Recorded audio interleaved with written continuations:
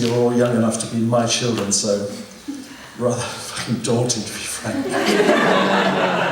Thank you for coming this morning. What I'm going to do is read from diaries that I published called With Nails, about 15 years ago, about how I got the part of With Nail and what it's like to be unemployed, which, if there are any actors here, will know exactly what that's like.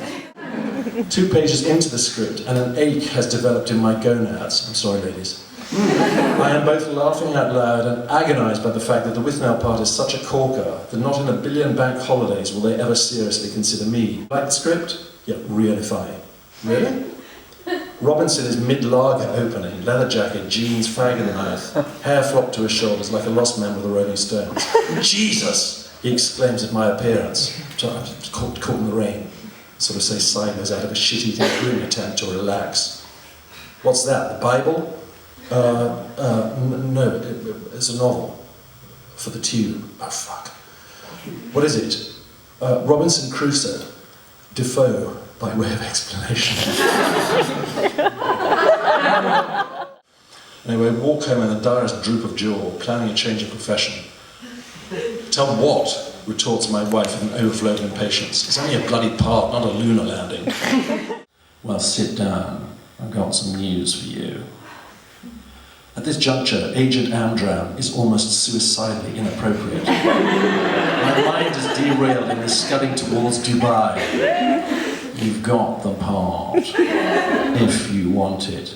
Got the part. Fuck! Signals the SOS standby through my charged circulation. Some kind of scream must have hurtled from my mouth because Joan's face, my wife, is 2 inches away and registers startled. Mary Selway says you must have known it was yours. Anyway, they're offering more money than I'd earned during theatre for 4 years. For a 7-week shoot, Shepperton Studios in the Lake District, Cumbria or some fucking place, with a couple of weeks rehearsal. Congratulations. Sphincters are winking, neck hair is rising, tears are welling, and my wife is tut-tutting about mood swings and extremes. Oh, and by the way, Mary asked if you'd go in tomorrow because they wanted to read with one of the McGann chaps. Maloney pulled out. Well, does that mean they could still change their minds about me? The part is yours. Congratulations. I grab my wife, squeeze, jump, hug, blub, and make for the sofa to jump up and down. Braying donkey noises emanating from my bowels. Thank you. Somebody asked me a question, otherwise I'll run. That's what I've said to my daughter all the time, that, and I thought my father was very old-fashioned for saying this, that to have basic good manners towards other people, which may be considered old-fashioned, in my experience has paid off, that if you are hopefully kind to people on your way up, because no career stays at a steady level, you don't want those people coming to pull your hair and teeth out as you slither down at the other end. Why, are you a very fervent networker? No, I'm terrible at it. You're terrible at it. I run away. Running away is probably... I would suggest try not to run away. Just get a friend to say... Dawn French gave very good advice in her book. She said that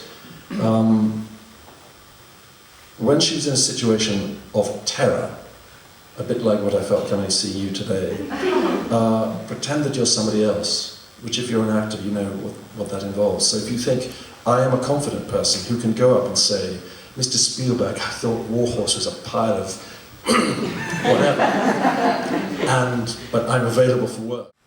How do you make the best use of time when you're unemployed, profession?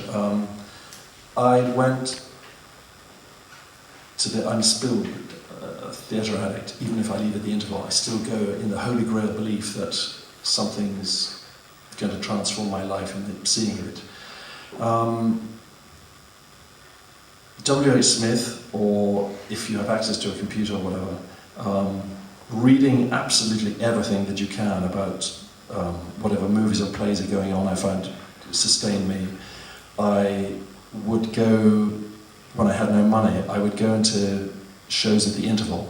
Even if you're going in sort of revenge mode, I found that sustaining, thinking, fuck it, that person's doing it. I must have a chance. Another piece of advice I was given before. I was doing a film called LA Story with Steve Martin in Los Angeles in 1990. And the producer had a party for Carrie Fisher and invited me along. And he said to me over lunch, "Have you considered having lost a stone to play with Neil?" He said, "I think you should consider putting on a lot of weight. You could go the Schwarzenegger way." So again, this was another piece of advice.